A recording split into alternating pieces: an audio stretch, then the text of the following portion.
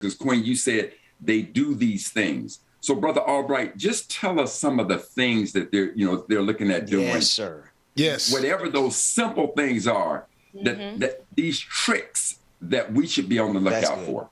That's tricks. Good. Yeah. Oh God, how much time do we have left of this show? So 11 minutes. Take it. Run it.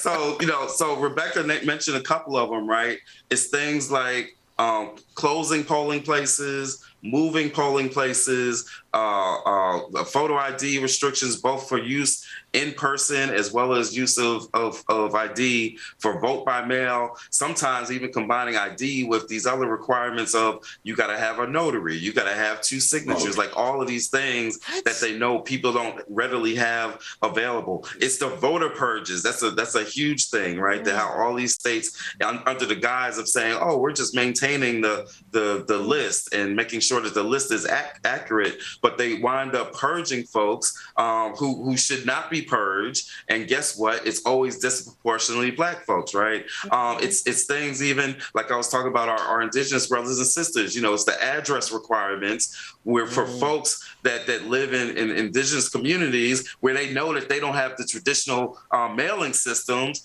and that's so right. That's something that they use to get rid of their communities, right? Wow. It's we talked about it's drop boxes, right? We're in a lawsuit against Florida right now where they are saying that, well, we're going to have drop boxes, but guess what? We're going to change it from the way that we did it last year, which even the crazy man DeSantis said was the gold standards. We didn't have any problems with our election, but then they come out with their voter suppression bill where part of what they're doing is saying that we're going to have drop boxes being monitored, right, by workers, by employees. Well, what does that mean? Does that mean sheriff deputies? Does that mean, these elected officials that a lot of times, sometimes are viewed as hostile folks are? Sometimes part of the reason our folks use drop boxes is because we don't want to have to walk into the courthouse or wherever and cast that vote because we know that people are watching. But now you're going to have even the drop boxes being monitored. And oh, by the way, you can only use them during certain hours, which defeats the purpose of having the drop box, right? If I could get there from 9 to 5, then I probably wouldn't even need the drop box. That's right. And so, but you got these.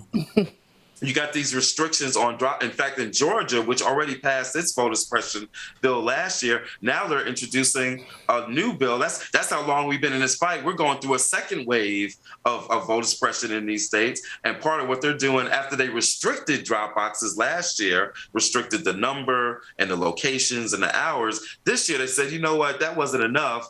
Let's just get rid of the drop boxes altogether. That's what they're trying to do here in Georgia. It's provisions that include things like, there's a lot that's made out of the line warming, not being able to give out food and water, which is ridiculous. Like, so you're going to impose a system which creates 5-hour, 6-hour, 7-hour lines in our communities, not everywhere, but in our communities. And then when we try to support people to make it easier for them to stay online, you're going to criminalize giving out food and water. That's a feature that is in many of these bills. And then one of the biggest features that's in these bills is the whole thing, that's related to election subversion.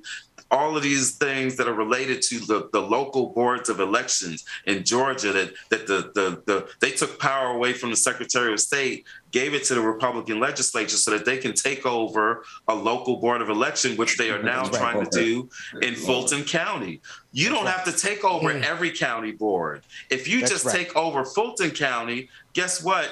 What Trump asked the Secretary of State to do, which was go find me 11,000 votes, this would give them the power to do that, right? And so we're seeing that feature in some of these bills in several states. And how Black is Fulton County, y'all? Everybody from Fulton, everybody who ever even been through Fulton County know that Fulton County is the blackest part of Atlanta, Georgia. Right. So they know exactly. I don't know about that, brother man. South Fulton. It's South Fulton. The city of South Fulton. The city of South Fulton is the blackest city in America. Yes, right. But in terms of targeting on the vote, when they targeted with precision, they targeted Fulton County as a whole so that they can get the votes that they need, and they knew if they can skim Fulton County because of how Black it is, they can overcome that hurdle of how much Donald Trump lost by in the last election.